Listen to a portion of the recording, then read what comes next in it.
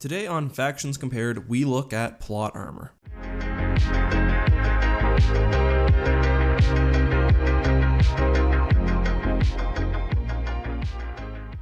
Hey guys, this is EckhartsLadder. Hello and welcome to the first episode of Season 2 for Star Wars and Sci-Fi Factions Compared. Today we're looking at a wide variety of franchises, trying to determine which faction has the best plot armor. Plot armor means that a character, or in this case a faction, survives situations where logic dictates that they shouldn't. For example, the character of Rambo kills thousands of enemies throughout his various movies, and despite being overwhelmingly outnumbered, never dies, and this is largely due to plot armor. In a way here, I guess we're looking at which factions most had the odds stacked against them and are able to most miraculously win nonetheless. We'll be looking at two Star Wars factions, the Galactic Republic and the Rebel Alliance, as well as the Systems Alliance from Mass Effect and the UNSC. Let's start first with the Rebel Alliance, who I think are basically the epitome of plot armor. The Rebel Alliance is portrayed not only by the original Star Wars trilogy, but also the expanded universe, as a ragtag group of militants. Against them is the Galactic Empire, a galaxy-spanning government with tens of thousands of warships. Based on pure logic, the Rebel Alliance should have never been able to secure key military victories against the Empire. Probably most notably is the Battle of Endor. At Endor, the Empire had a functional Death Star, a Super Star Destroyer Dreadnought, and 30 plus regular Star Destroyers, each of which is extremely powerful. Somehow the Rebels managed to survive in space with less capital ships, no Dreadnought, and no super weapon. And that's just in space. On the ground, an experienced legion of the Empire stormtroopers are defeated by a much smaller garrison of Rebels and Ewoks. Again, that's despite the fact that the Empire is protecting a relatively secure shield generator, that they have full armor, and that stormtroopers are generally battle-hardened and experienced. There's also the fact that on the Death Star itself, one of the strongest Force users in the galaxy, Emperor Palpatine, is killed by being picked up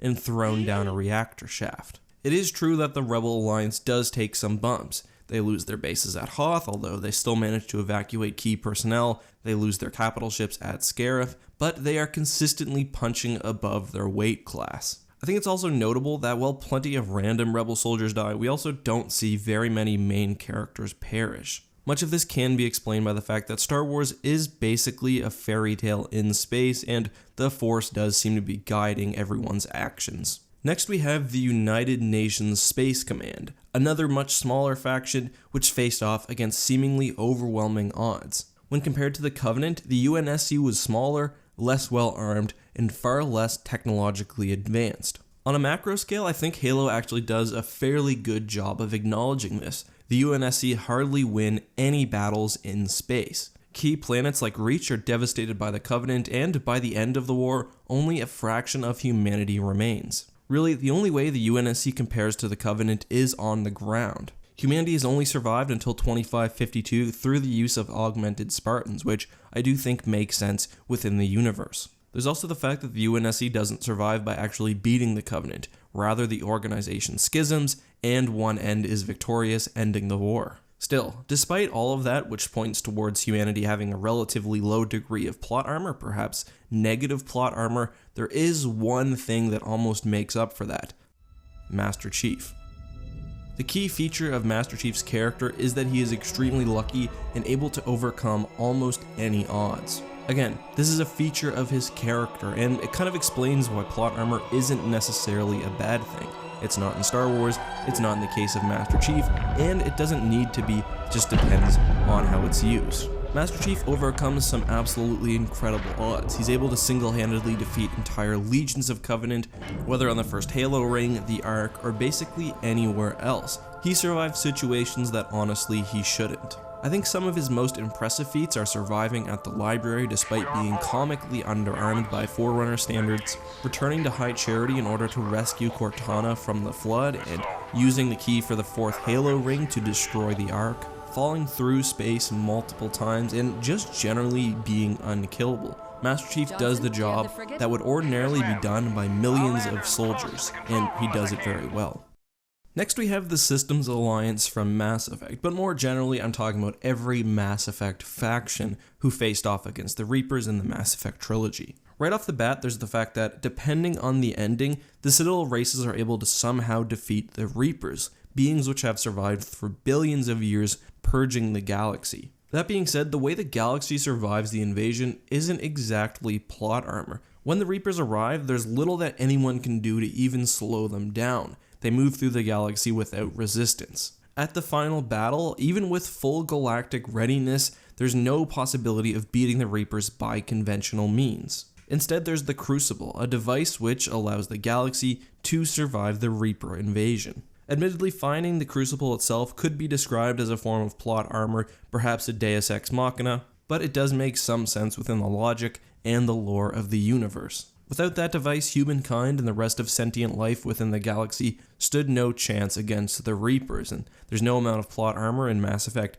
which could have saved them. Still, it is notable that through the use of the Crucible, they were able to, for the first time, break a cycle that had endured for billions of years. Finally, we have the Galactic Republic, and I really included this faction to show you guys what the opposite of plot armor is. By all means, the Republic should have been able to strike down the Confederacy of Independent Systems. The Republic had millions of planets at its disposal with an untold number of people. If they really wanted to beat the Separatists, they likely could have started conscripting people or having factories produce weapons. The CIS, on the other hand, had a very small portion of the galaxy and was mainly made up of large banks and financial institutions. It does make sense that because of the resources possessed by these entities, they were able to quickly mass an army, but the Republic should have been able to shut them down relatively quickly, even without a clone army. There's also the fact that the Republic was infiltrated by a Sith Lord, despite the fact that the Jedi Council itself was situated on Coruscant. Really, nothing goes right for the Republic, despite the fact that they have all of the galaxy's resources at their disposal, and basically have entire control over most of known space. Even without much of a standing army, they should have been able to develop their own battle droids or other weapons of destruction without too much issue. But alas, that's not what happened. They get into a long war with the Confederacy, one which they may have eventually won, but are then taken down from the inside. With that in mind, let's now rank the plot armor of these four factions from most heavy to least heavy. Coming in at number 1, I think, is clearly the Rebel Alliance. They were easily outgunned, outnumbered, and to be honest, they had no business winning the Galactic Civil War. At least not in under a decade. Sure, the Empire made some serious mistakes, but I think the Battle of Endor really shows how much just the Force or the plot really favored the Rebel Alliance. Under 30 cruisers and some light support craft were able to not only take down a dreadnought and many capital ships, but also the Death Star itself, and they were only able to because a bunch of teddy bears and a few rebel troops were able to take down a garrison of stormtroopers. And that's ignoring the fact that they were able to destroy the first Death Star with a second left before the thing fired. They were able to evacuate Hoth relatively successfully, and they didn't really lose too many major engagements throughout the war. The Force and the plot is clearly with the Rebel Alliance. Coming in at number 2 is the UNSC, and to be completely fair, most of the plot armor in Halo is centered on one man, Master Chief, but I think he's got enough of it himself to make up for the rest of the UNSC's misfortune. The things Master Chief survives, and especially the first 3 Halo games, are incredible. Most of what Master Chief does is very impressive and very unlikely. Take the first Halo ring, for example, and specifically his time at the library. Guilty Spark explicitly acknowledges that Chief's armor is far behind that used by the Forerunner, but he still manages to survive, get the index without so much as a scratch. Not only that, but he sets up a chain of events which would end with the Covenant schism at just the right time. Another month or two, and the Covenant would have likely destroyed Earth and wiped out humanity. Chief manages to not only set that in motion, but destroy numerous flood infestations, the Ark itself, and various Halo rings. Coming in at number 3 is the Mass Effect Systems Alliance and really every sentient being in the Milky Way galaxy. I'm not really sure if what happens in the Mass Effect trilogy could be described as plot armor. It's not like they manage just through sheer force of will to repel the Reaper invasion. Instead, they find a device created by an ancient race which allows them to do various things to the Reapers depending on the ending selected. Could this be described as plot armor? Likely, but I do think it makes some sense within the story and the universe that was developed. Finally, we have the Galactic Republic, and again, as I said, I included these guys just to show what it was like for a faction to have 0 plot armor, and for that reason it's no surprise that the Republic makes it to the 4th spot on this list. I think they actually had negative plot protection. They should have won the Clone Wars relatively easily, instead they flounder for several years and are then destroyed from the inside by a Sith Lord, and this is despite the fact that all of this happens on Coruscant, where the Jedi are stationed. I don't think that really needs to be explained any further, so let's recap. At number 1, we have the Rebel Alliance from Star Wars. At number 2, we have the UNSC from Halo. At number 3, we have the organic beings of the Milky Way galaxy, and I guess the Geth, from Mass Effect. And at number 4, we have the Republic.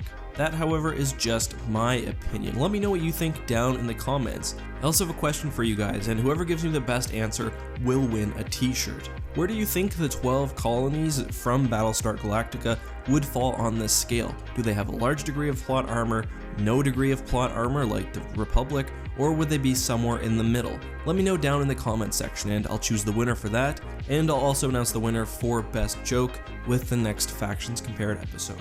Anyway, thank you so much for watching, guys. As always, this has been EckhartsLadder. May the Force be with you.